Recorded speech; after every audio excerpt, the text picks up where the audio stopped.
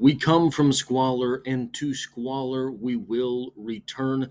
Welcome to Strip Cover Lit, where we squeeze the bigger picture out of literature. I'm Adrian Ford, and we're here for another video, which will appear, of course, in the poetry discussion playlist here on the channel. Today's poem is not a poem, but it is a bit of literature that often finds itself anthologized with poems regardless. It is the All the World's a Stage speech from As You Like It by William Shakespeare. And hopefully, this discussion will go someplace different than all of the discussions around this normally go, but surely there will be a little bit of that, and we have some of everyone's favorite literary curmudgeon, Harold Bloom, to discuss as well. The speech in question reads as such: All the world's a stage, and all the men and women merely players. They all have their exits and their entrances, and one man in his time plays many parts, his acts being 7 ages. At first, the infant mewling and puking in the nurse's arms, and then the whining schoolboy, with his satchel and shining morning face, creeping like a snail unwillingly to school, and then the lover, sighing like a furnace, with a woeful ballad made to his mistress's eyebrow, then a soldier, full of strange oaths, and bearded like the pard, jealous in honor, sudden and quick in quarrel, seeking the bubble reputation even in the cannon's mouth, and then the justice, in fair round belly with a good capon lined, with eyes severe and beard of formal cut, full of wise saws and modern instances, and so he plays his part. The 6th age shifts into the lean and slippered pantaloon, with spectacles on nose and pouch on side, his youthful hose well saved, a world too wide for his shrunk shank, and his big manly voice turning again toward childish treble, pipes and whistles in his sound, last scene of all, that ends this strange eventful history, is second childishness, with mere oblivion, sans teeth, sans eyes, sans taste, sans everything. Harold Bloom's Shakespeare, The Invention of the Human, has a bit on this speech. Harold Bloom says this: Powerful enough out of context, this speech has a very subtle reverberation within the play, since it enhances our sense of Jacques' reductionism. Jacques knows, as we do, that all infants do not incessantly bawl and puke, and that all schoolboys do not whine. The lover and the soldier are better served by Jacques' satirical eloquence, and we can imagine Falstaff laughing at those seeking the bubble reputation even in the cannon's mouth. Shakespeare, an inveterate litigator, invests considerable gusto in the reference to the well-known practice of stuffing judges with capons. Himself only in the middle of the journey at 35, Shakespeare, perhaps intuiting that 2/3 of his life was already over, envisions the silly old pantalone of commedia dell'arte as a universal fate preluding the second childhood of all humans who survive long enough, sans teeth, sans eyes, sans taste, sans everything. The last line is Jacques' triumph, it being a natural reductionism that even Sir John Falstaff could not dispute, and yet Shakespeare does by entertaining as Old Adam, a part I've noted he himself performed.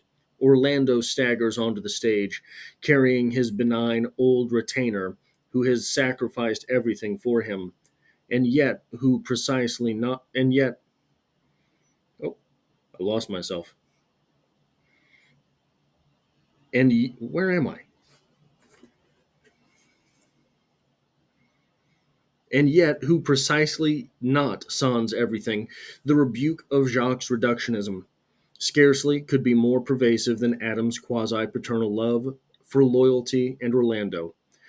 Jacques' fine complexity abides in the charm and energy of his negations. Now, the place that I want to take this discussion, perhaps unsurprisingly, is toward nihilism. We have a quote from Dmitry Pisarev, a Russian, that is often translated a little bit differently from source to source, but it reads basically as such: what can be smashed should be smashed. What will stand the blow is good. What will fly to smithereens is rubbish. At any rate, hit out right and left. There will and can be no harm from it. Now, in this speech from Shakespeare, what we are getting is a stark admission that your entire life does not withstand the blow. Your rise and fall, as we all have a rise and fall, returns us to the place from which we came, from childishness, as Shakespeare puts it.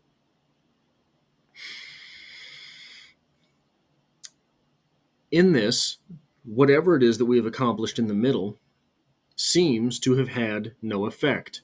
We do not withstand the blow. Our entire being returns to nothingness. Does that mean that our journey is not worth it? No, in my opinion, it does not. What is, I think, at the root of this is that our entire life, what we are doing, is striking out right and left. We are smashing what can be smashed. We are replacing what can be replaced. We are creating, in that meantime, our life's work.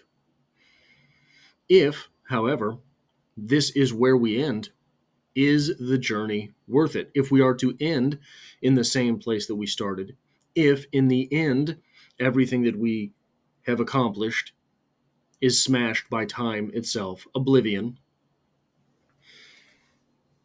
was the middle worth doing at all? I don't think that it is the nihilist sort of meaning that nothing that happened in between matters.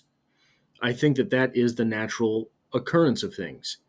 I think that that is what has to happen on the daily, what has to happen on the life scale, what has to happen every day, every month, every week, every year of our life.